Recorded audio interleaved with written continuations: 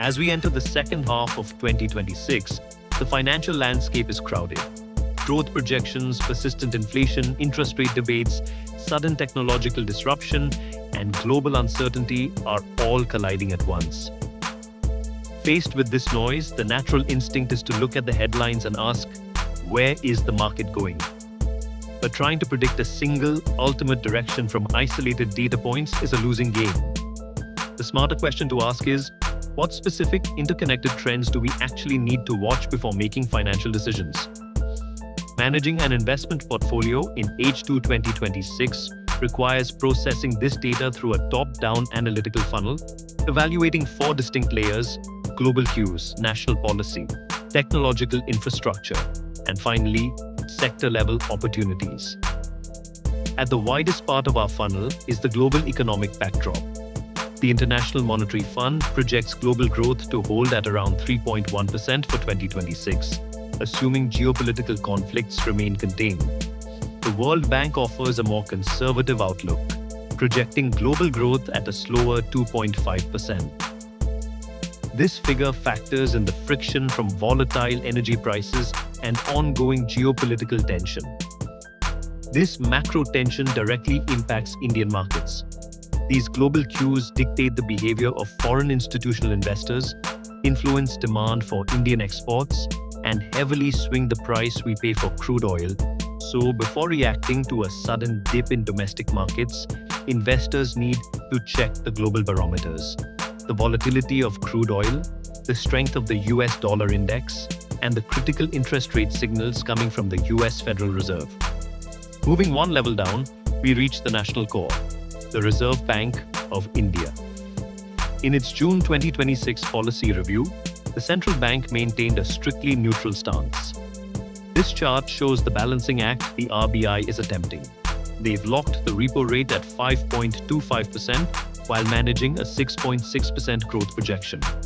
However, the consumer price inflation forecast has been raised to 5.1%. RBI Governor Sanjay Malhotra indicates rate cuts are premature. The central bank is closely watching secondary pressures, specifically unpredictable spikes in crude oil and food supply costs, keeping inflation alive. The takeaway here is that interest rates do not exist in a vacuum. A stable rate environment supports positive market sentiment, but that stability entirely depends on keeping inflation and the rupee under control. Filtering down to the structural layer, we look at technology. AI and digital payments now function as the foundational infrastructure of India's financial system. To understand the scale of this adoption, look at the numbers. In May 2026 alone, the UPI network processed 23.2 billion transactions, moving roughly 29.90 lakh crore rupees. Parallel to that payments boom is the push for computing power.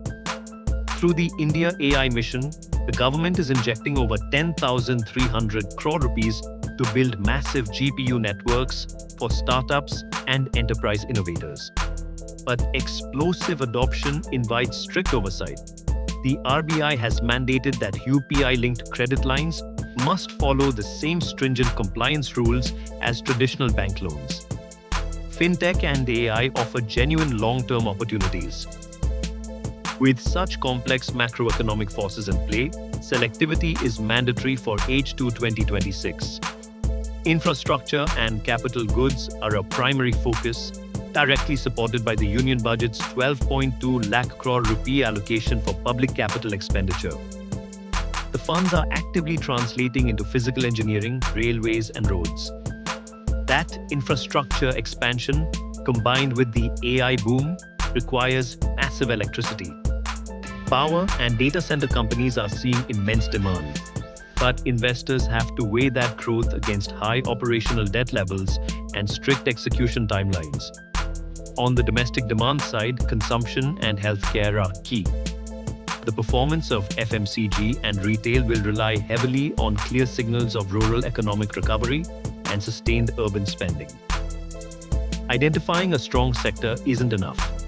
You still have to do the granular work, evaluating individual stock valuations, stress testing balance sheets, and confirming clear earnings visibility. When we pull back, The primary variables for H2 2026 come into focus. It requires tracking global liquidity, navigating the RBI's inflation management, acknowledging the guardrails on fintech, and applying rigorous selectivity to sectors. Markets will always experience volatility when big headlines break. Navigating that noise requires an analytical framework and the discipline to review it periodically. Before adjusting your portfolio, take the time to step back, assess your specific financial goals, your time horizon, and your actual risk appetite. Stay informed and let the data guide your strategy. This video is an investor education initiative by GEPL Capital. GEPL Capital does not guarantee the timeliness, accuracy, or quality of the electronic content. Remember, investments in the securities market are subject to market risks. Read all the related documents carefully before investing.